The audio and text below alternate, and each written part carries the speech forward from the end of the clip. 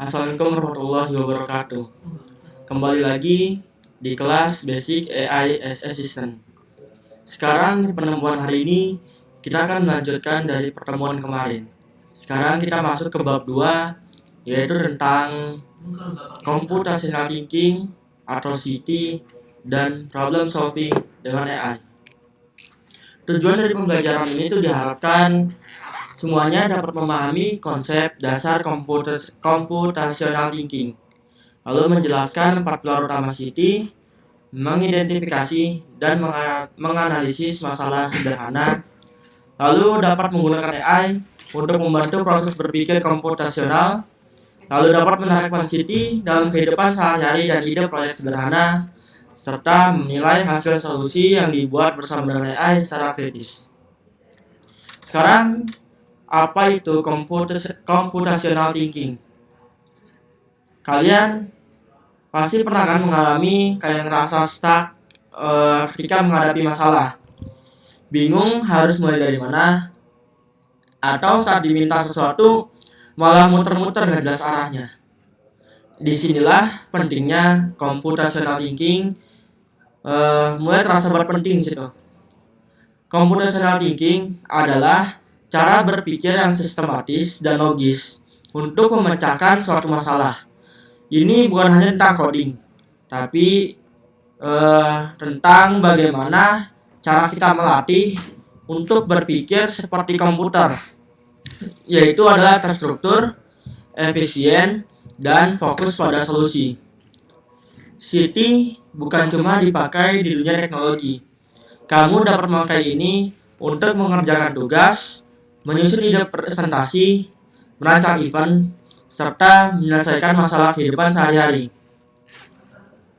Dahulu tuh manusia berpikir bagaimana cara agar komputer dapat berpikir seperti manusia. Tapi sekarang kita manusia harus dapat berpikir cara sama seperti komputer, yaitu ada terstruktur, efisien, dan fokus pada solusi. Lalu, kenapa CT penting?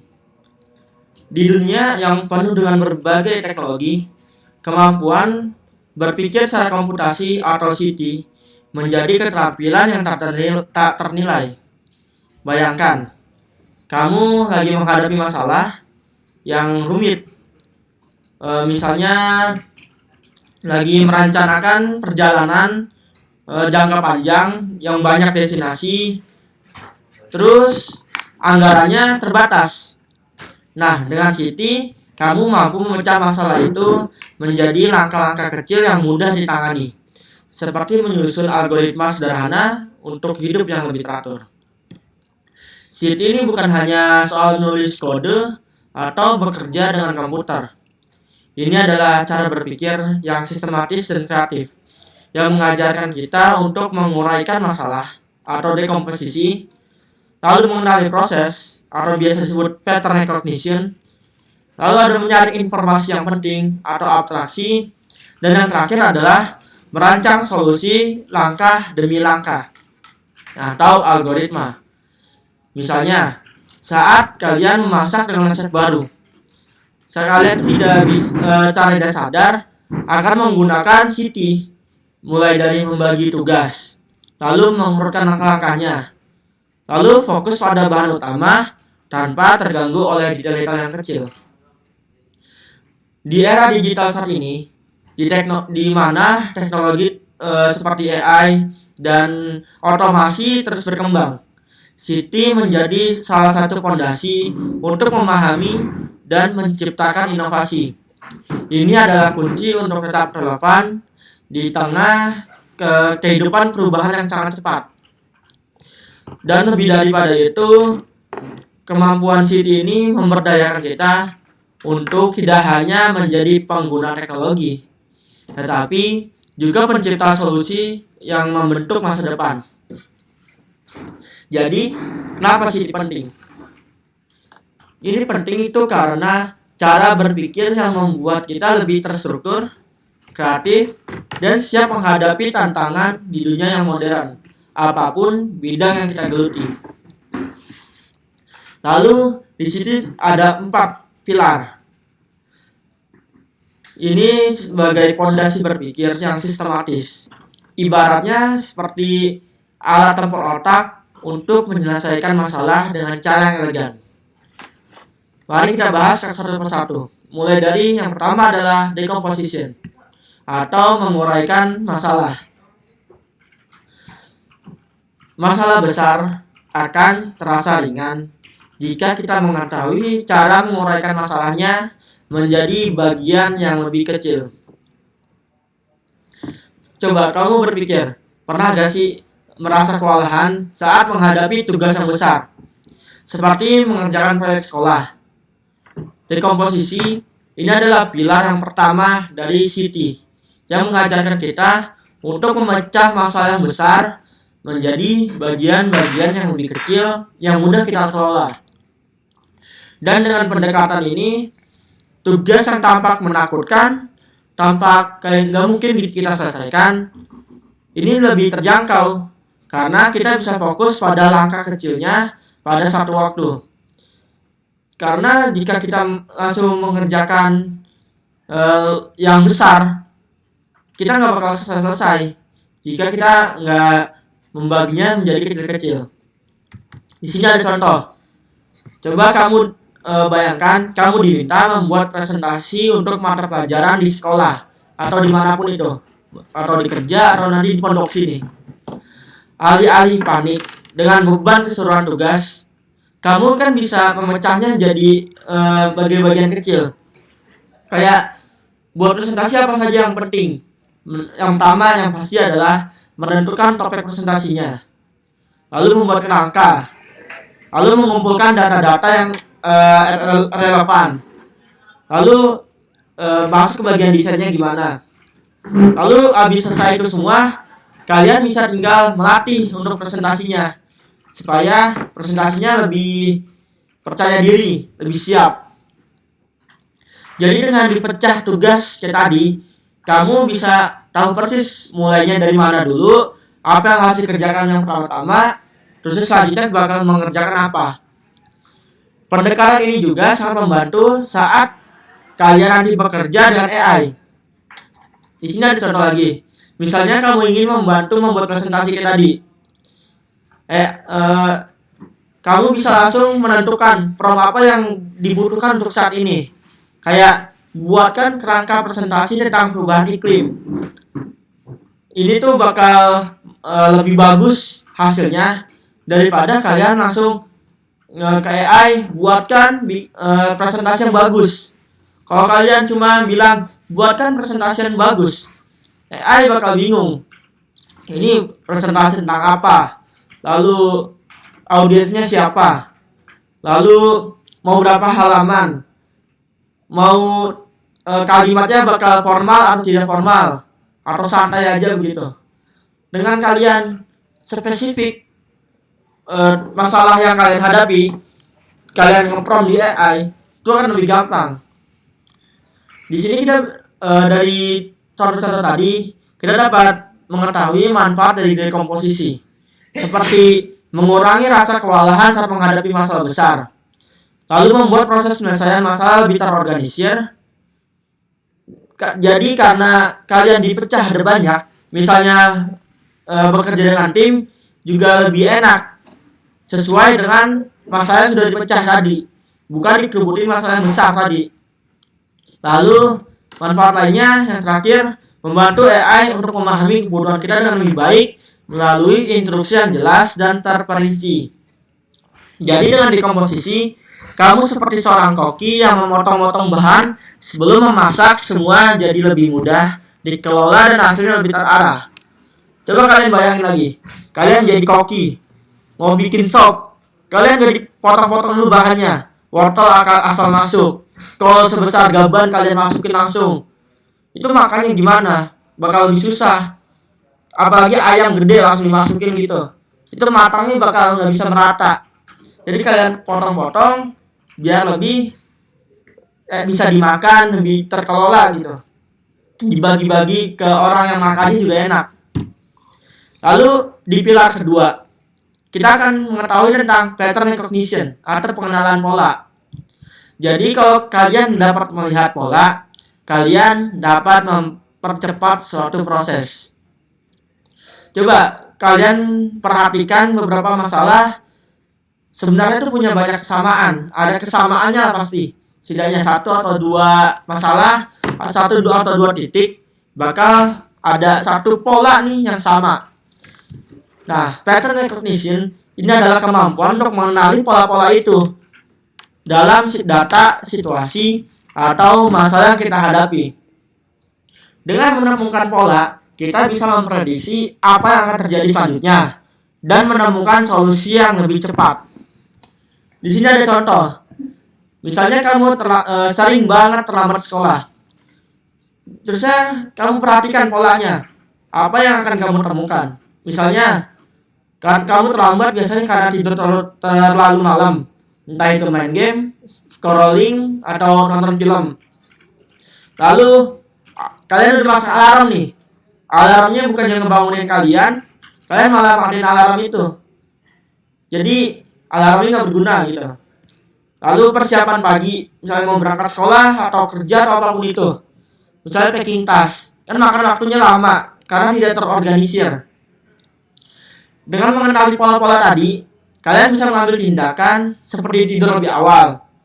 Lalu gunakan alarm yang lebih keras atau bikin alarm beruntun. Nggak satu alarm. Bisa 5 menit sekali, 10 menit sekali, 20 menit sekali. Itu lebih terarah gitu. Lalu bisa juga kalian menyiapkan tas sejak malam. Jadi pagi-pagi kalian tinggal berangkat, nggak usah nyiapin barang-barang lagi. Nah, dalam AI ini juga bekerja dengan cara serupa, yaitu mengenali pola dari data untuk memprediksi atau membuat suatu solusi. Seperti saat merekomendasikan lagu di aplikasi streaming atau mendeteksi spam email. Yang seperti sudah dijelaskan di bab pertama kemarin. Lalu manfaatnya apa dari masalah tadi dengan kita menggunakan pattern recognition? Manfaatnya yang pertama, kalian dapat memproses pengambilan keputusan dengan memanfaatkan pengalaman sebelumnya. Jadi kalian tidak jatuh di lubang yang sama. Kalian maju terus, nggak bakal mengulangi kesalahan yang sama. Lalu membantu mengantisipasi masalah sebelum terjadi. Karena polanya sudah tahu, jadi sebelum kalian jatuh ke lubang yang sama, kan udah bisa mengantisipasi gimana caranya biar nggak jatuh di lubang yang sama itu. Lalu bisa juga meningkatkan efisiensi, karena solusi untuk satu pola seringkali bisa diterapkan pada situasi yang serupa. Misalnya tadi telat sekolah, bisa kalian masalah serupa, telat masuk ke bis, telat ke kendaraan umum. Itu bisa dipakai karena pasti polanya nggak jauh-jauh dari itu. Lalu kalian juga dapat membuat interaksi dengan teknologi yang lebih cerdas karena AI bergantung pada pengenalan pola. Dengan pattern recognition, kamu tuh sekarang seperti seorang detektif yang menghubungkan petunjuk untuk memecahkan misteri dengan lebih cepat. Lalu kita masuk ke pola yang ketiga atau pilar yang ketiga. Abstraction atau abstraksi. Fokus pada yang penting, abaikan yang tidak penting. Dalam dunia yang penuh dengan informasi, kita sering banget kebanjiran detail yang gak semuanya penting.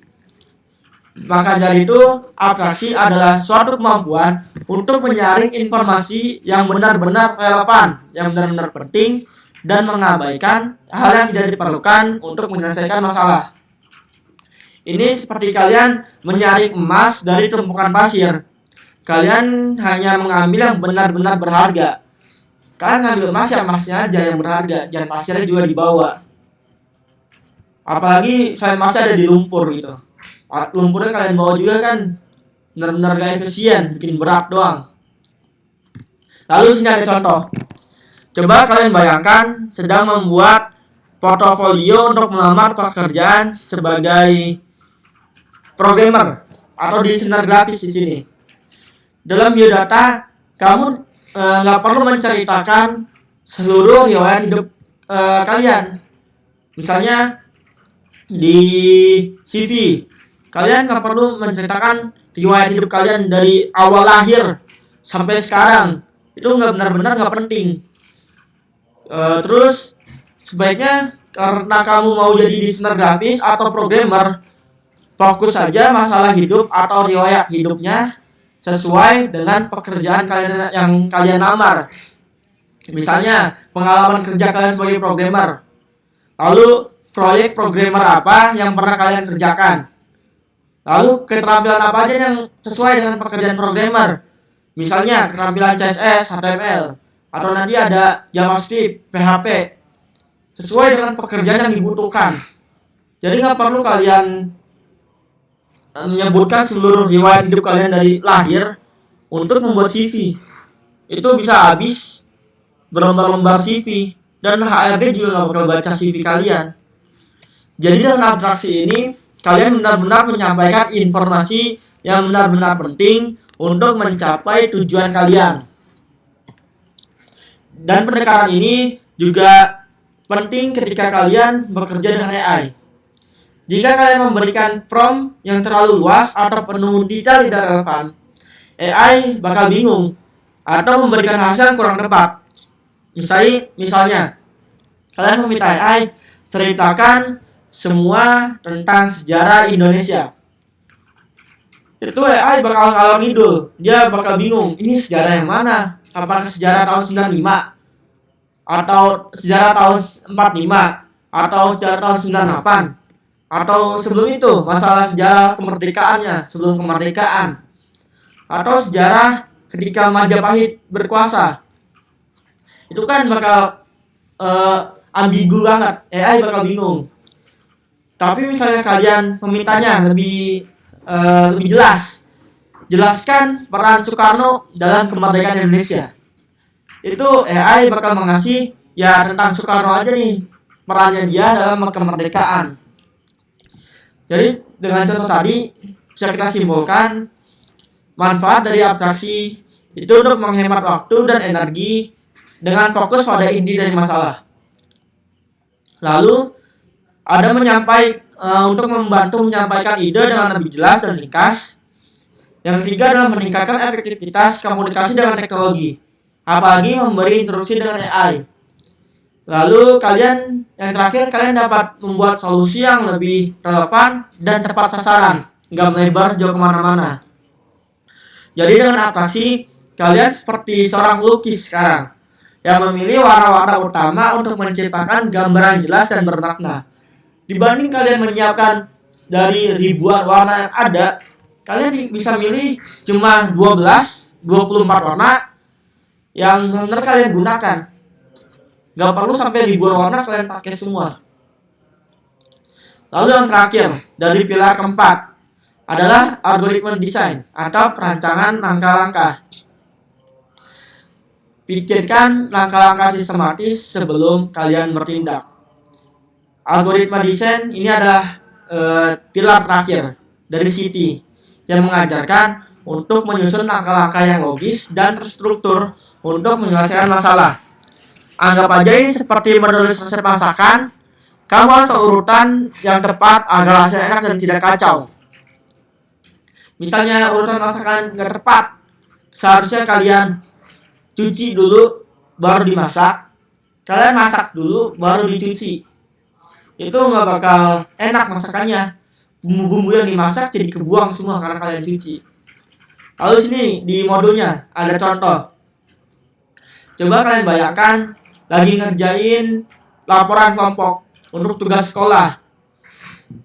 Daripada kalian kerja tanpa arah, kalian tuh bisa menyusun algoritma yang sederhana. Misalnya dapat tugas kelompok, kalian awal-awal ngapain dulu? Misalnya membagi tugas ke setiap kelompok berdasarkan kalian masing-masing. Daripada kalian bingung ngapa-ngapain, kalian bisa yang pertama-tama pasti kau dapat tugas kelompok, ya dibagi-bagi dulu ke anggota kelompoknya dengan kalian yang paling jago gitu di masing-masing kelompok. Terus bisa menentukan tenggat waktu untuk setiap bagian tugas. Jadi kan kadang ada satu bagian yang berkesinambungan dari tugas itu. Misalnya bagian 3, dia harus ada bagian 1 dulu. Jadi bisa ditentuin di tanggal bagian 1 dia bisa 3 hari. Terus bagian 3 jadi bisa melanjutkan sampai yang lainnya gitu. Lalu habis dikerjakan semuanya, sudah selesai semuanya, bisa kita kumpulin hasil dari semua anggota kelompok. Habis dikumpulin, kita susun dan edit laporannya secara bersama-sama. Lalu habis diedit, disusun, kita review sebelum dikirimkan ke guru. Jadi nggak asal kasih aja lah, nggak kita review. Nanti hasilnya, misalnya bagian 2 hasilnya jelek, nggak kita review, asal masukin aja. Itu bakal kacau, walaupun bagian 3-nya bagus. Karena bagian 2-nya kelihatan duluan nih. Jadi penilaiannya bisa berkurang. Jadi dengan algoritma ini, kamu memiliki peta jalan yang jelas, sehingga prosesnya menjadi lebih terorganisir dan resiko kebingungan atau keterlambatan berkurang. Bahkan dalam kehidupan sehari-hari, seperti merencanakan perjalanan atau menyelesaikan tugas rumah. Pendekatan ini membantu kalian untuk tetap fokus dan efisien. Dari contoh tadi, dari penjelasan tadi, kita bisa mengambil manfaatnya seperti memberikan dari algoritma desain itu memberikan struktur yang jelas untuk menyelesaikan masalah. Lalu mengurangi resiko dari kesalahan yang ada. Terus meningkatkan kolaborasi tim. Terus bisa membantu AI untuk memahami instruksi yang lebih baik karena algoritma memberi urutan yang logis. Kalian memberikan, kalau AI misalnya, kalian memberikan bagian 1 dulu sebelum ke bagian 5. Kalau kalian memberikan bagian 5 dulu, nanti bagian 5-nya disesuaikan dengan bagian 1. Itu bikin kacau jadinya. Pembahasannya lain-lain kemana-mana. Nah, kalau di algoritma desain, kalian itu seperti sutradara yang menyusun adegan demi adegan untuk menciptakan film yang sukses. Dari semua tadi penjelasan dari 4 pilar City, terus kenapa sih ini penting?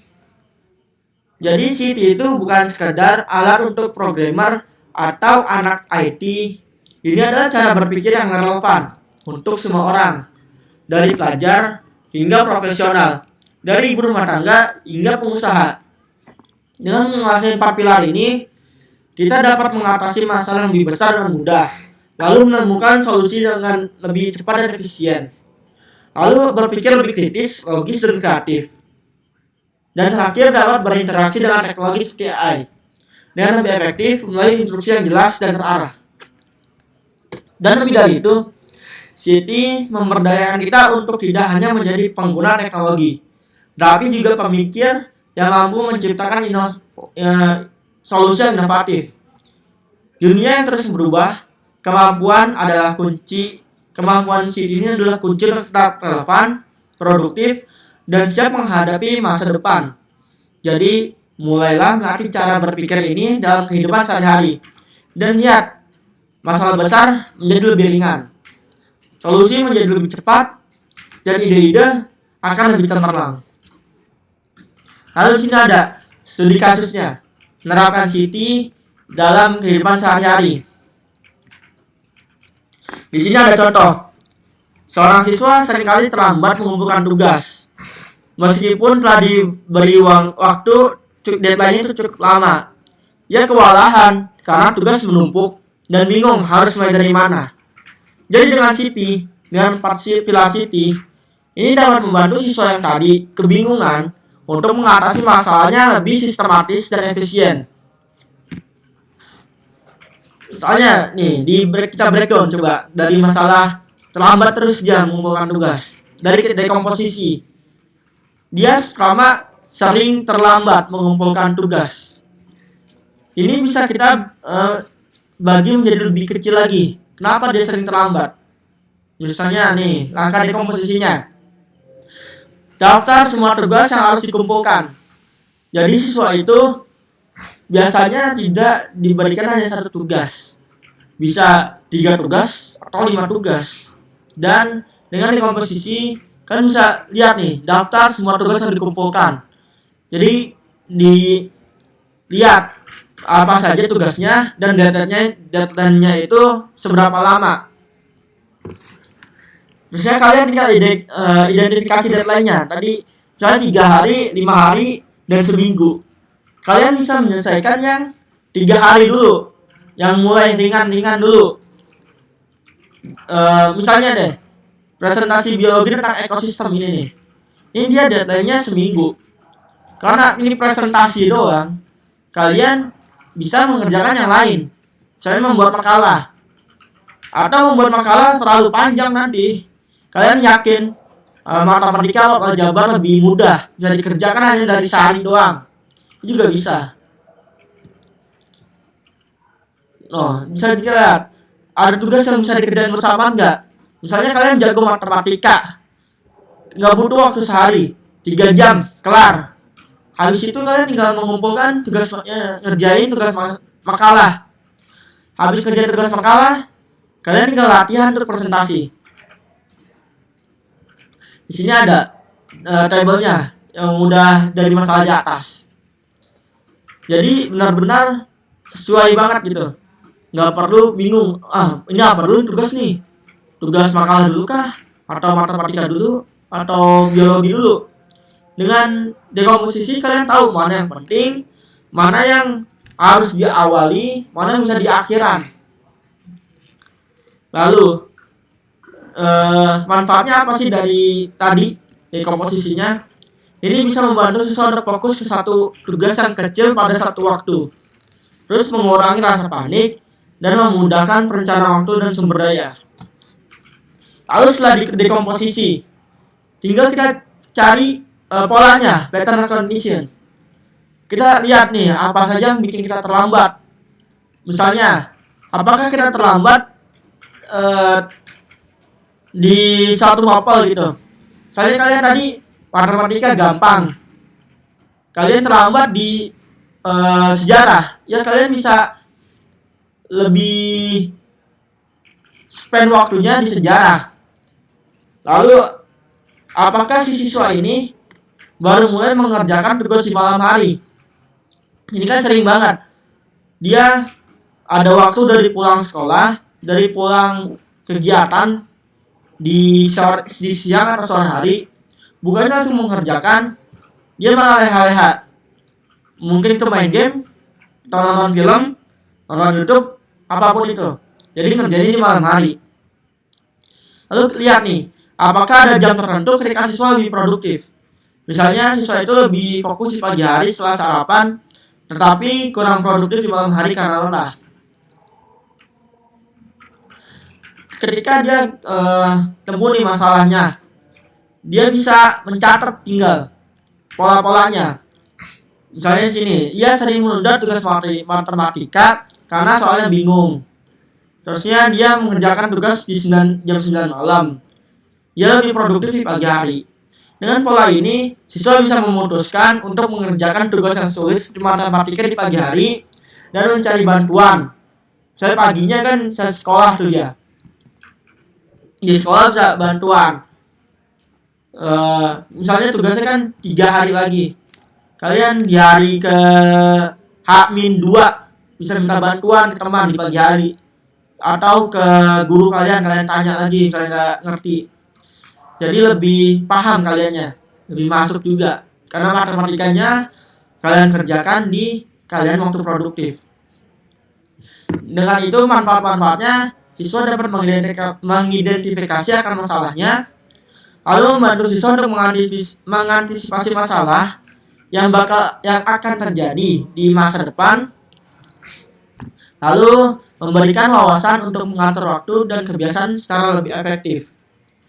Setelah melihat polanya, kita bisa masuk ke pilar ketiga tentang atraksinya. Kita bisa menyaring informasi yang benar-benar mendesak dan relevan serta mengabaikan yang nggak berguna. Misalnya langkah-langkahnya nih, ada fokus pada data yang paling dekat, yaitu makalah sejarah 3 hari lagi. Daripada kalian mengerjakan presentasi biologi yang 7 hari lagi, kalian bisa mengerjakan makalah dulu 3 hari dan itu agak susah gitu. Terusnya abaikan kegiatan yang nggak mendesak atau bisa ditunda. Kayak tugas-tugas yang masih lama bisa ditunda bentar untuk mengerjakan tugas yang akan deadline-nya. Terus kegiatan-kegiatan yang nggak penting seperti main game atau apapun itu bisa kalian tunda dulu, jangan main di game dulu sampai tugas itu kelar. Lalu bisa kita sederhanakan proses pengerjaannya. Misalnya untuk masalah makalah, dia bisa mulai dari kerangka dulu atau poin-poin utama dulu daripada langsung menulis tulisan yang panjang. Nah, di sini lalu kita masuk ke pilar keempat dari algoritma desain. Langkah-langkahnya gimana? Supaya dia tidak terlambat lagi. Misalnya di sini, hari ini membuat to-do list-nya, tugas-tugasnya apa aja, deadline-nya kapan. Terusnya besok pagi jam 8 jam 9. Kalian ngapain aja nih di sekolah nih, bisa nih mengerjakan rangka masalah makalahnya selama sejam doang. Terusnya siangnya bisa mencari referensi untuk makalah, sorenya bisa latihan matematika. Terusnya besok laginya kalian bisa nulis draftnya, di sorenya bisa merevisi. Di hari ketiga kalian tinggal kumpulin makalah sejarah lalu fokus ke presentasi biologi. Dengan langkah-langkah ini kalian akan memberikan struktur dan kejelasan dalam pengerjaan tugas, terus mengurangi kalian supaya tidak lupa atau terlambat karena langkahnya sudah direncanakan, dan membantu kalian untuk tetap disiplin. Lalu coba sekarang kita masuk ke breakdown masalah memakai bantuan AI. Kalian tadi udah diberitahu di atas tentang konsep City. Bahkan di minggu pertama konsep City juga bakal dikasih tahu. Nah, kita sekarang breakdown masalahnya memakai AI.